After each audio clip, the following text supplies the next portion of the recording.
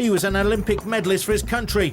He once held a world record for the most consecutive appearances in Grand Slams. When he finally decided to hang up the racket, Wayne Ferreira was able to look back on a job well done. His success largely down to his South African upbringing. Back then when I was growing up, things were really good. We had a good infrastructure with the Tennis Federation. There was a bit of money to send us on tours. We traveled a lot. We had some good coaches. The structure was very good. It began with a brilliant junior career. After turning pro in 1989, Ferreira continued to build his reputation. The big breakthrough coming 3 years later on the grass courts of London's Queen's Club. Queen's is very, very hard. There were a lot of good players that week. It was, I don't know, it was a surprise really more than anything. But you know, I think it did help me. It kind of spurred me along to really make me believe that instead of being ranked at about 50 where I was at that stage, that I could make top 10 or I compete with everybody. I think it opened up the doors a little bit more for me on my mental side. 1992 turned out to be a year to remember for the South African. The chance to represent his country at the Barcelona Olympics, a defeat in the doubles final, but it's still rated as one of the pinnacles of an illustrious career. But that was a sort of monumental in a way. I mean, you know, South Africa had been out of the Olympics for I think 32 years because of apartheid. That was our first time back, and we actually won the first medal. So it was a very big thing for the country as well as it was for us.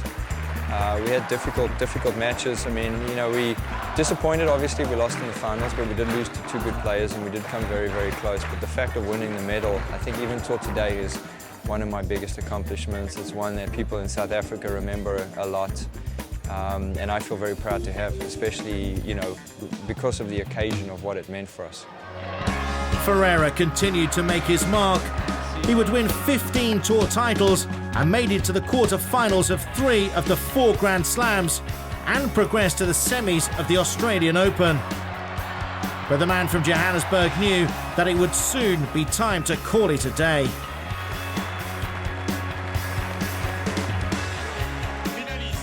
I think the decision to retire is always difficult for a lot of people, but for me I think it wasn't, in the sense that I had such a good year in 2003. I did make a point to myself that when I had the birth of my second son, my second child, that would be it. And I was starting to get quite a few injuries. So I think there was quite a few things that made it easier for me. But I think the fact that I had such a good 2003, putting so much effort in, that I knew end of 2003 that would be it for me. Remarkably consistent throughout his career, Ferreira once held the record for the most consecutive appearances in Grand Slam tournaments with 56, something that kept him on the tour until 2004. Pretty much after that, the only reason why I played 2004 was because of the record of the most Grand Slams. So 2004 was kind of like my last year out. I didn't really put that much attention or focus on it. 2003 was pretty much my last year. Fiercely loyal to his South African roots, Ferreira is now working hard to give something back to the sport that has treated him so well. The Wayne Ferreira Trust was established to help nurture young talent in his homeland. And I started a trust fund to try and raise some money for actually more of the underprivileged person who had the potential to play, and to send him to junior tournaments. What my goal is to give that child or that person that has the talent, the ability or the opportunity to travel and play, and not lose that talent. There are enough people out there in South Africa who are working hard on trying to find those, and I want to give them that chance after that.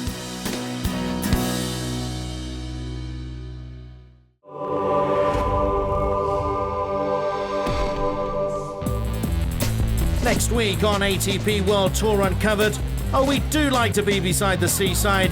The Aegon International gets underway in Eastbourne, England. And we indulge in a spot of sightseeing around London with Dmitry Tursunov as the world's elite prepare for Wimbledon. Until then, don't forget to log on to atpworldtour.com for your 24/7 breaking news. See you next week.